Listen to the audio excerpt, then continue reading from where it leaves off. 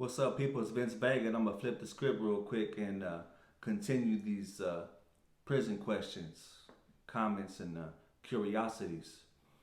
So, like I mentioned before, if you guys watched my other videos, I had put a thing on my Instagram stories and asked people what they were curious to know about prison.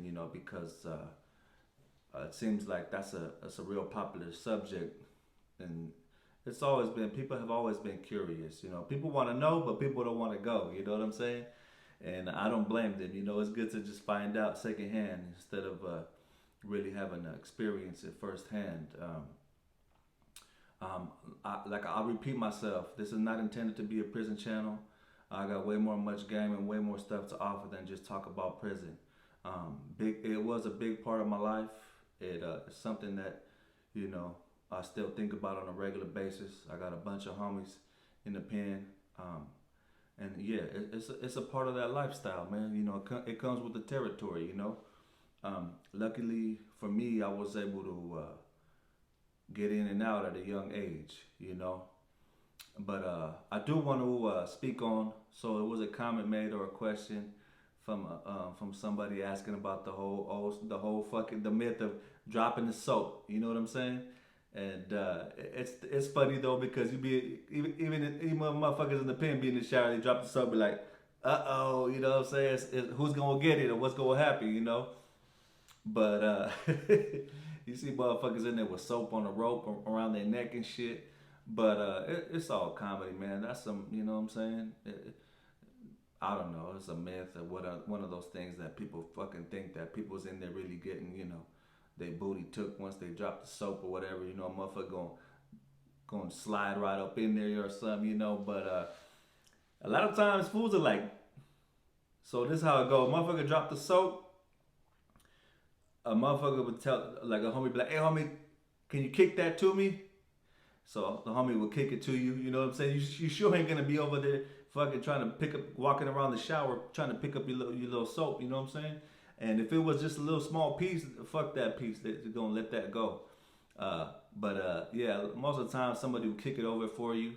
Or or you go kick it yourself or whatever the case may be. But it's like a joke in prison too. The whole dropping the soap shit. It's a lot of myths, a lot of lies, a lot of shit that people don't know. So that's why I'm willing to answer questions. I'm not hiding it. I'm not trying to avoid, trying to act like, oh no, I don't like to talk about that. Obviously everything ain't for everybody, man, and I'm not gonna go around volunteering information, but if people ask, they want to know, I'll tell them. I'll answer questions, man, because I'm the type where I'd rather you know the truth than go around thinking some bullshit in your head that like that's the truth. The reality is that for those that haven't really been to prison and don't really know people that have been, they don't have a clue what prison is really like. You don't have a clue. Um, Another question was about living with somebody in close in a small ass little room. Um, that's man, that's probably the toughest thing about prison is having to be in a little ass cell with somebody. Um, it's a trip. I don't know if too much people think about that. They always start to think about the violence and other shit, but that shit is a challenge right there, man. Especially if you don't get along with your celly. I did a lot of time locked down. We did when my first prison I was at. We did a lot of time locked down. I'm talking about months and months and months without even seeing the sun. Uh, Days and weeks without even coming out of your cell. We had a routine down, and they would come around every other day or whatever, asking if you want to shower. By the time they come around, I'm already chilling. I didn't already fucking busted down. I didn't already took a bird bath, ate my lunch. I'm chilling now. You fucking up my routine. You know what I'm saying? I don't really want to take a shower now. It's fucking 6, 7 o'clock at night. I'm already fucking chilling. Writing a letter or whatever the case may be. Um, Unless you're gonna let me use the phone. Most of the time they won't let you use the phone anywhere. So we just send them on their way. And it be like that. You trip out, you be in a cell, And you think, damn, it hits you all of a sudden like I ain't fucking seen the sun in a while, you know? It's been a little while. And I remember coming off a lockdown one time after a few months, and we're all out there pelons and shit, bald, you know what I'm saying? By choice, not by force, baby. And homies hit the yard, and the sun beaming. A couple days later, you seen fools with fucking blisters on their head, nasty ass green blisters with pus on their shit. You homies come out fresh shaved, they ain't hit the sun in fucking 6 months, and all of a sudden you come out, it's 90 degrees. What do you think that shit's gonna do? Man, homies was looking rough out there. You know what I'm saying? A couple homies had it rough. I remember that shit was nasty, man. But living in a cell with another man is really gonna test your patience, man. It's really gonna put you some shit mentally, man. Because no matter what, you guys ain't going nowhere. Y'all not going nowhere. So y'all could kill each other.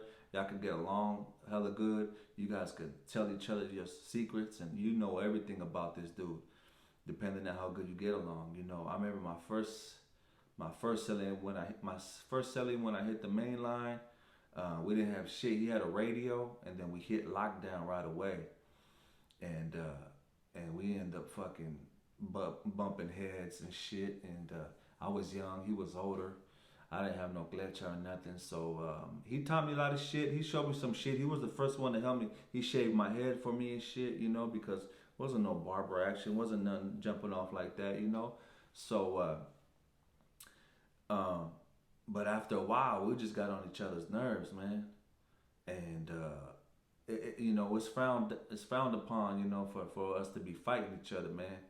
So we knew that was like a last resort. You know what I'm saying? We didn't want to fight each other, but at the same time, I was at the point where I was like, fuck this fool, And we started dogging each other out. Little shit. It starts off with little ass shit. But when you're in a little ass cell and you see each other, and next thing you know, it's like, oh, this motherfucker breathing too hard. Or why this fool got his socks on like that? Or why this fool keep on standing by the door? Or how long he gonna be fucking taking a piss for? He gotta take a piss right now? Like, it be that shit, man. I done got into it with Celly's verbally over the smallest shit, but you going crazy. It's cause you going crazy being locked down for months at a time, years at a time, and you in the cell with this fucking guy, and it might have been me. Who knows? It might have been me. It could have been, at some point, I'm sure it was both of us. We're like getting on each other's nerves, ready to take each other's fucking heads off. And a lot of Cellys do that. A lot of Cellys, you see a homie come out with a black eye one day, bust a lip, or you hear it boom, boom, boom, boom, boom, boom. But guess what? Y'all still gotta fucking live together, until you get that move. Get a cell move, but you ain't gonna go until the CEO. Hey, CEO, I gotta move now, cause then you go into the hole, you PC up, and it's no bueno. You know what I'm saying? That ain't the route. But yeah, man. So eating, sleeping, you gotta hear if a motherfucker snores, if he be farting. The rule is, common courtesy rule is, if you got a fart, homie, you either sit on the toilet, flush the toilet, at least stand by the door, man. Don't be in your bed. You're not going to be on your bunk or standing around and fart. That's disrespectful as hell. You don't do that. You know what I'm saying? Brushing your teeth, using the sink, you don't fucking spit in the sink. You spit in the toilet. You rinse off the sink, and you wipe it down. You have a towel, you wipe it down. Our sink, our toilet, they're like what is it? Like metal, right? Whatever. And so I remember in one of my cells, one of my old cellies, we had that motherfucker. You could see through that shit. We had hit it with some thin ass sandpaper, and we sand that motherfucker up, shine the shit out of it to where you could see your reflection in that motherfucker, man. And we kept that shit clean. Mattress, you get up, even if you on lockdown, you get up, you roll that motherfucker, make your bed, roll that mattress up, leave a little bit out enough to where you can sit down, and you chilling for the rest of the fucking day. On lockdown with your shoes on, ready. You got a lazy Celly. This motherfucker don't want to wake up. That's more issues right there. You know what I'm saying? You got a dirty Celly. He don't listen. He don't want to fucking participate. That's more issues right there. And the more little issues you got to deal with, the more fucking drama comes with it. The more a motherfucker get on your nerves. And people end up killing their Cellys, man. People end up killing their Cellys, stabbing their Cellys, fucking their Cellys. I mean, everything you could imagine. You know, it goes down, man. It's not easy to live with another man, especially when you don't get along. And even when you do get along, like I had a couple of Cellys and we got along real good. Real good. But we on lockdown, when you were in front of each other, around each other all fucking day long for months at a time, something bound to happen. You say something the wrong way or didn't move out the way, whatever the case may be, something gonna happen and something gonna rub you or him the wrong way. Simple and plain. I remember almost getting in the fight with my Celly over some dominoes. Over some, I forget what it was. We were playing dominoes and I think I felt like he did something. He forgot to give me my money or something. Little petty shit, you know. But that was my dog though, you know what I'm saying? But since we were on lockdown, every little thing was starting to get on our nerves and we needed to get the fuck out the cell and get some yard time, you know. It's not easy, man. It's not easy. I had a Celly was getting on my fucking nerves. He had ADD. He couldn't do anything without making a little. It was a fucking noise, a sound effect for everything. This motherfucker, it was to the point where just looking at him just pissed me off. You know, and it wasn't his fault. It was just me, and it was just being locked down for months at a time with somebody. That shit just annoys you. I remember we would bird bath. I did my thing, and he would bird bath, and we wore big boxers like shorts, but they were boxers. Put a string on them, tighten them up, and he would like to put fucking baby powder on his nuts and shit, right? But this motherfucker was on the top bunk, so he does a little baby powder, whatever, and hops up on the top bunk, and there's like fucking cloud of baby powder all over the cell, and I'm like, man, dog, I just fucking cleaned the house, you know what I'm saying? Just wipe this motherfucker down. You got a cloud of fucking baby powder all over the place, man.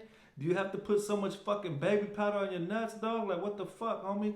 You know, but I feel bad for the dude, though, because he was a cool dude. In actuality, he was a cool dude, but he was just, I was in there like fucking on Maragado and shit. Like, fuck, man. I had to move him out and move my old Celly back in.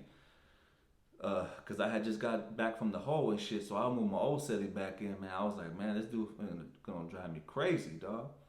And, you know, it's just shit you have to deal with, man. Living with another man in a cell locked down. You know, it could be something where you get commissary and your Celly don't. You know, some motherfuckers, dog, they'll fucking eat right in your face. They'll eat right in your face and won't offer you a fucking bite, homie. You know what I'm saying? But that's some bullshit right there, man. People like that, I mean, if there's no issues, it shouldn't be like that, homie. If you and your Celly are cool, hey, homie, what's in this house, it's ours. You feel me? And that should be how the get down right there, man. But not everybody gets down like that, man. And some people just don't give a fuck if you got less than them or you ain't got nothing coming in. I couldn't do it, you know what I'm saying? But it happens. It happens, man. But yeah, man. Living with another man in a cell is that might be what fucking burnt my patience out, man. That's probably why I have zero tolerance for shit these days, because spending all that time in the cell with dudes, man, that shit really fucking put you to the test mentally, man. Because if you got a Celly too, like, I remember when I first hit the main line, I was young. I had my daughter was just born. I just left, you know, my girl, obviously she in the streets. You know, you thinking the worst. I didn't realize it until my Celly had to tell me. I was stressed the fuck out. Boy, I was stressing. And then we hit lockdown. And all this motherfucker got was a radio. And I'm young, I'm stressed out, going through it. That shit was the worst, man. You know what I'm saying? You get over it though eventually, you know what I'm saying? But being a stress case in the pen. Don't nobody want to hear that shit, homie. And I didn't really do too much talking. I wasn't really trying to be in there telling him all my fucking sob story and shit about my girl, my bed. I wasn't trying to do all that, so I held it in, and probably that's what probably stressed me out even more. But that motherfucker was a good storyteller, I'll tell you that. He was like a little dope fiend on the streets, man, and he had some cold dope fiend stories, man. You know, I think that's probably where I got a lot of my imagination from too, man. A lot of my imagination in the pen, man. Fucking just thinking about shit, telling stories, remembering songs and all kinds of shit, man. And yeah, man, it's a trip, man. Living in a cell with a dude, especially when you ain't getting out. You ain't getting out. You got no choice but to fucking adapt, man. Adapt or take that motherfucker head off, man, and suffer the consequences, you know. But yeah, man, it's definitely a mental challenge, man, a mental fight right there, man. Got to have a lot of patience, man, or shit's gonna go bad, man. So hopefully that answers, some questions and stuff, man. So right on out. I appreciate y'all, man. Be easy.